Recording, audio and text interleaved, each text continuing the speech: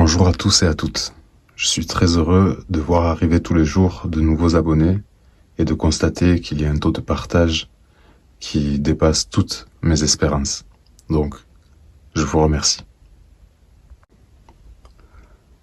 À l'heure où les peuples s'entretuent au nom des religions, il est temps que nous regardions la réalité en face. Il n'a jamais été aussi urgent de se demander à qui profite le crime. On nous dit que les religions sont reliées, mais en réalité, elles sont toutes les trois dissonantes. En tout cas, en surface, car en profondeur, il s'agit de toute autre chose, un secret d'une réalité bien gardée. Par quoi et par qui les religions sont-elles liées entre elles? Et si les religions cachaient un tout autre plan, un secret gardé depuis des siècles? Je vais répondre à ces questions en vous donnant des preuves irréfutables que les religions ne sont pas ce que l'on croit. Je m'excuse d'avance auprès des gens, des personnes dogmatiques. Sachez que je suis ici pour la paix et la vérité, et que cette vidéo ne parle pas d'idées ou de principes de vie, mais d'une vérité millénaire. Donc s'il vous plaît, ne soyez pas outrageux et discutons ensemble de tout ça et laissons la fierté de côté. Faites preuve d'honnêteté, ne soyez pas sourds et réunissons-nous ensemble pour cette cause qui est commune à beaucoup d'entre nous, qui est la paix.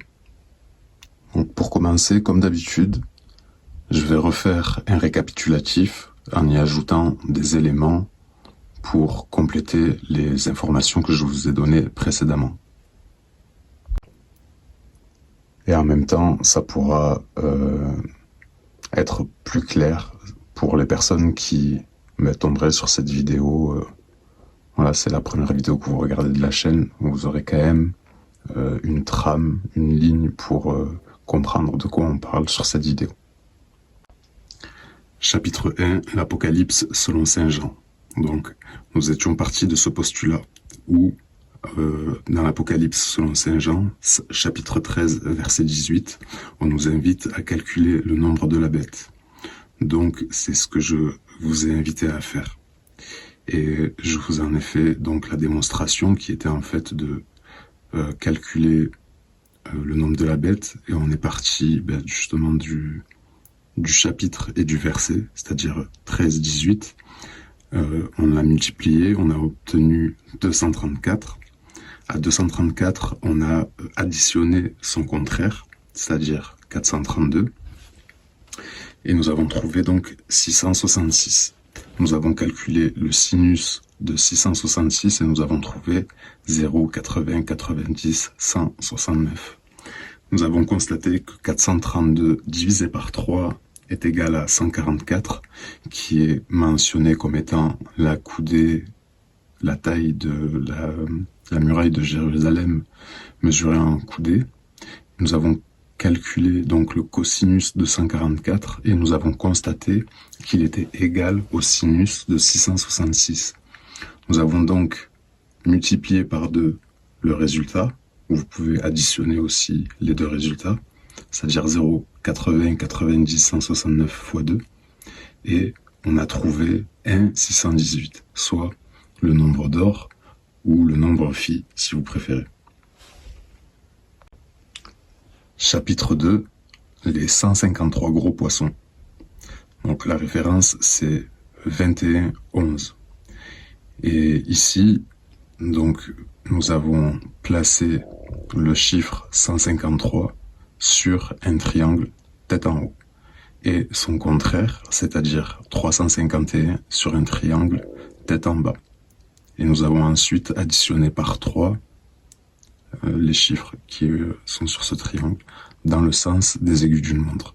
Et donc nous avons vu que 355 plus 311 égale 666, que 553 plus 113 est égal à 666 aussi, 531 plus 135 égale 666, et que si on divise la ligne d'en haut par la ligne d'en bas, 355 divisé par 113, nous obtenons 314, soit le nombre pi. Chapitre 3, le nombre 7. Donc nous avons vu l'influence du 7 sur les autres chiffres, Et nous avons vu qu'en divisant 1 par 7, 2 par 7, etc., nous trouvons toujours cette suite de nombres qui se répètent à l'infini, et simplement qui se décalent. Quand on divise 1, puis 2, puis 3, ça se décale à chaque fois d'un cran. Mais on a toujours ce nombre qui se répète, soit 142 857. Et ce qui était intéressant ici de voir, c'est que si on réduit ce chiffre en faisant 1 par 1 déjà, donc 1 plus 4 plus 2 plus 8 plus 5 plus 7, c'est égal à 27, et que 27, si on le réduit, c'est 2 plus 7, et que c'est égal à 9. Ensuite, on les a pris par 2, 14 plus 28 plus 57, et on a trouvé 99. Là aussi, si on le réduit, 9 plus 9 égale 18, donc 1 plus 8 égale 9. Après, on les a pris par 3, 142 plus 857 égale 999. On le réduit, 9 plus 9 plus 9 égale 27, 2 plus 7 égale 9. Donc nous avons vu ici que le 9 a une place prépondérante dans les étapes de création. Ici, nous avons classé les nombres par forme. Donc, pour ceux qui se demandent, en haut à gauche, c'est le 7. Vous pouvez regarder, vous renseigner, c'est la forme originale du 7. Et nous avons donc, une fois qu'on les a classés, nous avons pris la ligne du haut et nous avons pris aussi la ligne du bas. Et donc ici, il y a une petite nuance par rapport aux 153 poissons, c'est qu'il faut mettre vraiment donc le 714 en haut et le 582 en bas, pour que ce soit effectif. Mais c'est la même idée, puisque le 3 représente toujours un delta, soit un triangle. Et ici, nous constatons que c'est l'inverse des 153 poissons, où l'on trouvait à chaque fois 666. Ici, si on fait la même méthode, c'est-à-dire qu'on les additionne par 3, 571 plus 428 égale 999, 714 plus 285 égale 999, 857 plus 147 égale aussi 999. Par contre, ici, si on divise la ligne d'en haut avec la ligne d'en bas, ce chiffre ne me parle pas en tout cas. Chapitre 4, le nombre d'or dans le Coran. Donc, la première fois, j'avais été assez bref, parce que il existait déjà des sources. Au cas où vous n'auriez pas trouvé une source ou que vous n'avez pas eu le temps de chercher, je vais vous mettre une vidéo qui va illustrer les propos et qui rentrera un peu plus en détail pour vous donner la méthode pour trouver aussi ici le nombre phi. Et vous allez voir que là aussi, il n'y a pas de place au hasard. En effet, si on écrit la colonne de classement des 114 sourates ou chapitres du Saint-Coran, puis la colonne de leurs versets, maintenant, si on additionne le classement de chaque chapitre à son nombre de versets, on aura une troisième colonne. On note que certaines valeurs classement plus versets se répètent et d'autres non, elles sont uniques. Alors, nous allons mettre les valeurs qui se répètent dans une colonne et dans une autre colonne, on met les valeurs qui sont uniques. On trouve 74 chapitres dont les valeurs se répètent et leur somme est égale à 7906.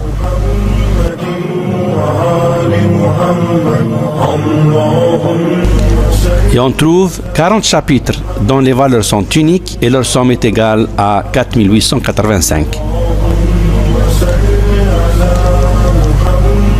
Et ce qui est extraordinaire est le fait que si on divise la somme de ceux qui se répètent par celles qui sont uniques, on trouve ce nombre. Et à 3 chiffres après la virgule, on a bien 1,618, soit exactement le nombre d'or. Est-ce cela le fait d'un hasard? Cela ne peut être le fait du hasard, car si on permute un seul chapitre, des valeurs qui se répètent à celles qui sont uniques, le résultat sera faussé et on n'aura plus le nombre d'or 1,618. Maintenant, si on considère 4 chiffres 1, 6, 1, 8 composant le nombre d'or et on essaie de voir s'il existe un verset dont l'ordre et le classement de son chapitre coïncident exactement avec ces mêmes 4 chiffres, nous trouvons ces 3 uniques possibilités. 1 en tant que chapitre et 618 le verset, ou 16 pour le chapitre et 18 pour le verset, ou 161 pour le chapitre et 8 pour le verset. Mais la première éventualité n'est pas possible car le chapitre 1 Al-Fatiha ne contient que 7 versets et donc le 618e verset n'existe pas. La troisième possibilité n'est aussi pas possible car le Saint-Coran composé de 114 chapitres, le chapitre 161 n'existe pas. Et donc il n'y a qu'une et unique possibilité où les 4 chiffres du nombre d'or sont utilisés, le chapitre 16 et le verset 18. Et d'après vous, de quoi relate ce verset qui porte les chiffres du nombre d'or? Vous allez être surpris de découvrir que dans ce verset, il est question de calcul. Et que ces calculs concernent justement les bienfaits et tout ce qui est harmonieux et beau dans ce monde. Et que l'humain sera incapable de calculer, exactement comme l'est le nombre d'or qui symbolise cette beauté et cette harmonie, mais qui est irrationnel et que donc on ne peut calculer.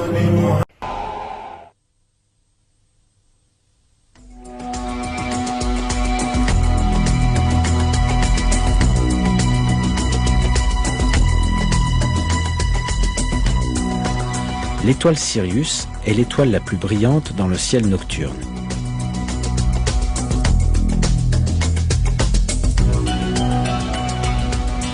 Les astronomes ont calculé qu'elle est distante de nous de 8,5 années-lumière.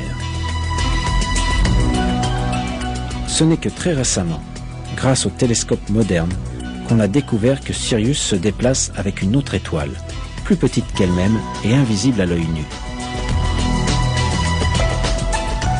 Les scientifiques appellent ce système de 2 étoiles Sirius A et Sirius B. La plus grande des deux est Sirius A, qui est l'étoile la plus brillante qu'il est possible de voir à l'œil nu. Sa masse fait 3 fois celle du Soleil et elle est 10 fois plus brillante que lui. Sirius B, d'un autre côté, est une naine blanche. On ne peut pas l'observer à l'œil nu. Elle possède approximativement la même masse que le Soleil, mais elle est beaucoup plus dense, puisque son diamètre ne fait que 4 fois celui de la Terre. Les étoiles dans le système Sirius se dirigent dans notre direction à des milliers de kilomètres à l'heure. La durée du lever de Sirius à l'horizon de la Terre est exactement la même que celle de notre année solaire, en d'autres mots, 365 jours et 6 heures. Puisqu'ils avaient découvert cette caractéristique intéressante entre l'étoile Sirius et le système solaire, les anciens Égyptiens déclarèrent que le jour où Sirius apparaît pour la première fois à l'horizon serait le premier jour de leur calendrier. À cause de ces caractéristiques, l'étoile Sirius devint un centre d'intérêt pour de nombreuses civilisations antiques. Elles croyaient que cette étoile possédait différents pouvoirs et certains peuples allèrent même dans leur dépravation jusqu'à l'adorer. Mais le fait est que c'est Dieu, le Seigneur des mondes, qui créa l'étoile Sirius, ainsi que ses caractéristiques, comme il a fait de tout le reste. Dieu fait référence à Sirius, Shira en arabe, dans le verset 40 de la sourate An-Najm du Coran.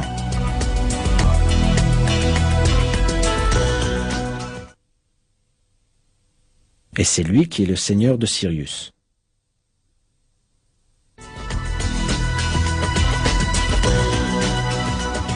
Les étoiles doubles de Sirius orbitent selon des ellipses l'une autour de l'autre. La période orbitale de Sirius A et B, autour de leur centre de gravité commun, est de 49,9 années. Cette donnée scientifique est aujourd'hui acceptée d'un commun accord par les départements d'astronomie des universités d'Harvard, d'Ottawa et de Leicester.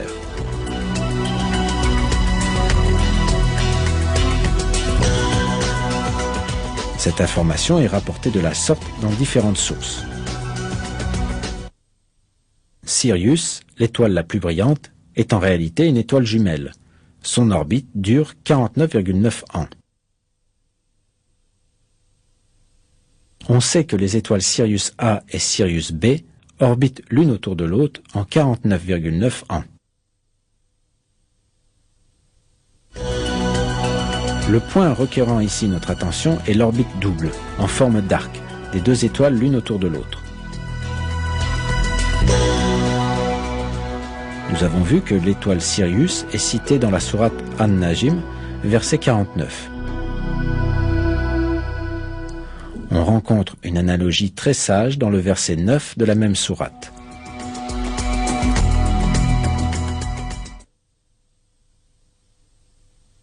À une distance de 2 portées d'arc ou moins encore. Notez que le mot islam a pour valeur numérique 9, que le mot bien et le mot mal, selon un calcul numérique par les nombres premiers, ont tous les deux une valeur identique, c'est-à-dire 69, que le mot Dieu et Lucifer ont une valeur miroir, c'est-à-dire 102 et 201.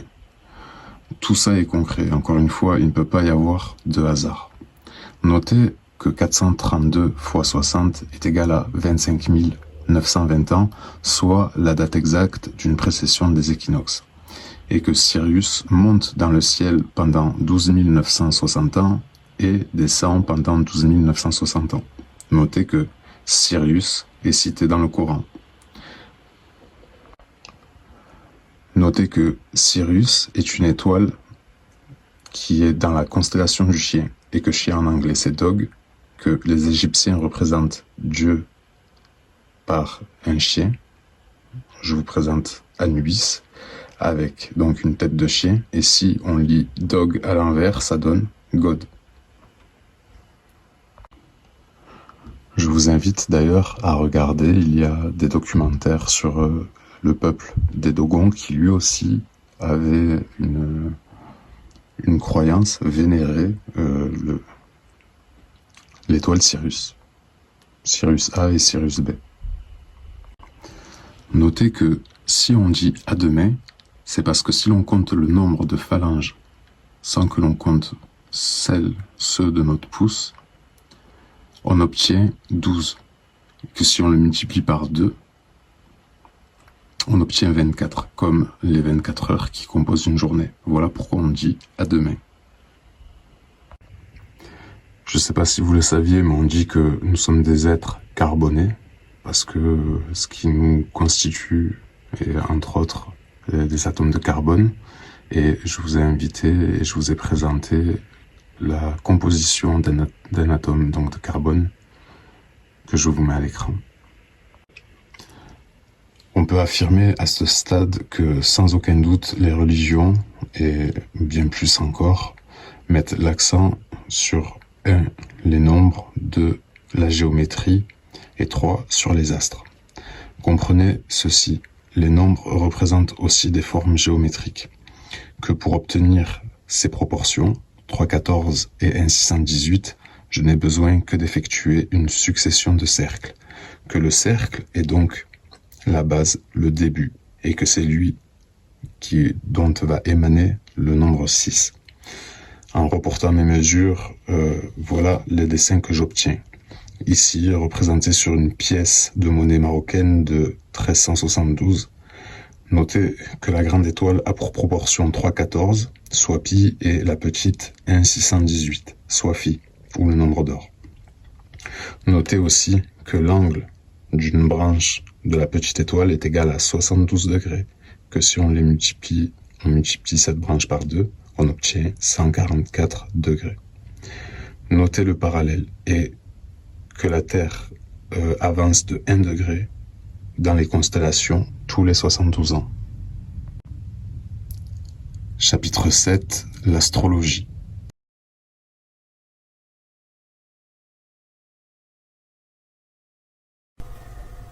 Au début, il y a un point.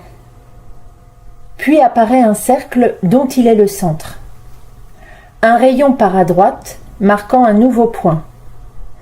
Il est le centre d'un nouveau cercle, lequel détermine 2 autres points. À gauche se reproduit le même scénario, ce qui forme les 6 points de l'hexagone. Le compas est suffisant pour tracer l'hexagone, qui est la forme la plus évidente après le cercle. En outre, il est constitué de 6 triangles parfaits. La forme du chiffre 6 est elle-même issue du cercle. En imaginant un élastique tendu aux 6 points, différentes formes apparaissent par des croisements successifs. On remarquera que l'élastique dans ces mutations est plus ou moins tendu. Il n'y a en fait que 12 formes hexagonales possibles. Comme nous allons le voir, on peut les classer selon la force de tension de l'élastique.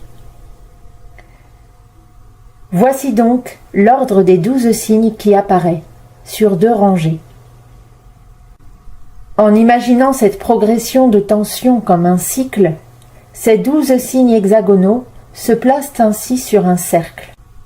L'année solaire, avec le cycle des saisons, est divisée en 12 signes, ceux du zodiaque. Voici donc une superposition forme hexagonale et signes du zodiaque. La forme la plus simple, l'hexagone sans croisement, débute l'année solaire, au solstice d'hiver, en phase avec le Capricorne. D'un premier abord, on remarque une division en 4 secteurs suivant le nombre de croisements, marquant ainsi les 4 saisons. Puis des évidences surgissent. Le rayonnement solaire du Lion, la forme en arc lunaire du Cancer, la stabilité cubique du Taureau avec ses cornes, la dualité horizontale des Poissons. Comme le montrent ces 12 tableaux, les analogies ne s'arrêtent pas seulement à ces 4 signes. La probabilité pour que ces 12 signes hexagonaux correspondent dans l'ordre avec les 12 signes du zodiaque est très faible. Une chance sur 40 millions. Et pourtant, le fait est là. Voyons plus en détail les analogies entre les signes hexagonaux et les signes du zodiaque.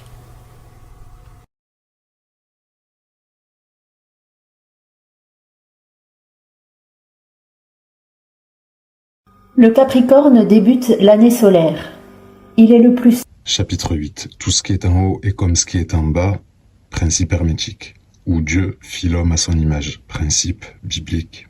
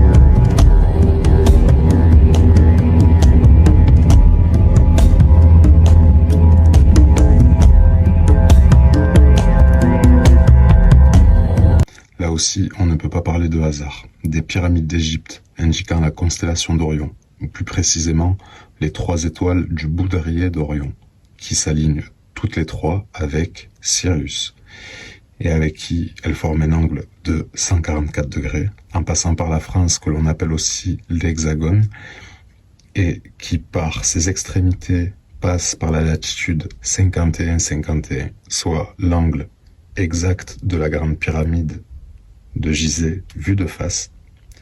Et je vais vous balancer aussi un petit extrait qui va pouvoir illustrer mes propos. Particularité, c'est que le point de latitude nord sur le méridien de Paris, si on regarde le point haut, eh bien on se trouve à la latitude 51 degrés 51 minutes, qui correspond à l'angle de la grande pyramide. Chapitre 9, la synthèse. Ici aussi, je vais pas me précipiter. Il serait juste trop facile de dire que les religions sont bonnes ou qu'elles sont mauvaises. Qu'elles soient écrites pour nous guider ou nous égarer, je pense qu'il y a des choses beaucoup plus importantes à comprendre. En tout cas, comme je vous ai dit et redit et que je répéterai souvent parce que c'est très important, c'est un message qui nous réunit. Peu importe si il est bien ou il est mauvais, on sait qu'il y a un message en fond d'écran qui nous réunit parce que il est identique. Pour une fois, il n'est pas dissonant avec le reste. On ne peut pas dire que c'est dissonant. Tout le reste, ça c'est de l'histoire et je rentrerai pas encore dans les détails. On y viendra petit à petit. Mais on a déjà de quoi être content malgré tout, même si c'est douloureux. En tout cas, quoi qu'on en dise, qu'on l'appelle la source, le créateur, Dieu, appelez-le comme vous voulez, c'est lui qui est à l'origine de tous les écrits et de tout ce qui constitue l'humanité. Et il semble que si ce message fait surface aujourd'hui, c'est sans doute que l'humanité n'était pas prête à l'entendre avant. Il fut un temps où les gens ont été confrontés à la même remise en question. À chaque nouvelle ère, nous franchissons un palier. Et celui que nous franchissons est visiblement le dernier. En tout cas, c'est ce que montre un petit peu ce que j'ai présenté. Parce que si vous avez été attentif, 432 x 60 est égal à la précession des équinoxes, donc un début d'ère et une fin de l'autre. Donc et là, on est dans la dernière ère, littéralement. Donc ne paniquez pas. Normalement, si vous savez faire au moins des soustractions, vous pouvez calculer que avant qu'on finisse cette ère, il va se passer quand même une sacrée paire d'années, et donc que c'est pas la fin du monde, mais qu'en tout cas, il y en a une qui est programmée. Je dis bien programmée. Et c'est pourquoi dans la prochaine vidéo, je voudrais vous parler de ça, de l'intention, de comment appréhender cette date butoir où tout va s'arrêter et où tout va recommencer de toute façon. Vous aurez aussi les clés pour vous sortir du serpent, l'Ouroboros, qui si on reverse son nom donne le mot présent, et donc sortir de cette pression invisible qui nous maintient dans notre condition actuelle. Je vous remercie vraiment d'avoir suivi cette vidéo jusqu'au bout. Likez, commentez, partagez, même si vous mettez un com très rapide, le bonjour, voilà. Et ça sert toujours au référencement et que d'autres puissent profiter aussi du message. Voilà, je vous souhaite à tous un bon week-end et à bientôt. La carte du grand Israël qui se trouve sous ce quoi? Une menorah. Regardez cette monnaie. C'est une monnaie israélienne. 10 agora. 10 agora. Elle est en circulation. Dessus, il y a une carte. Cette carte, c'est toute la Palestine, tout le Liban, toute la Jordanie, la moitié de la Syrie, un tiers de l'Irak, la moitié du Sinaï, le tiers de l'Arabie Saoudite. Ne disent-ils pas que Jérusalem est la capitale éternelle d'Israël, le grand Israël? Ceux qui disent à son propos, ceci est ta terre, ô Israël, du Nil à l'Euphrate. Quel est le projet de Baker? Le projet américain. Israël. Il dit non. Israël dit non à la conférence internationale, et non au droit à l'autodétermination du peuple palestinien, et non à un État palestinien indépendant, et non à Jérusalem, ou à son partage, et que Jérusalem est la capitale éternelle d'Israël.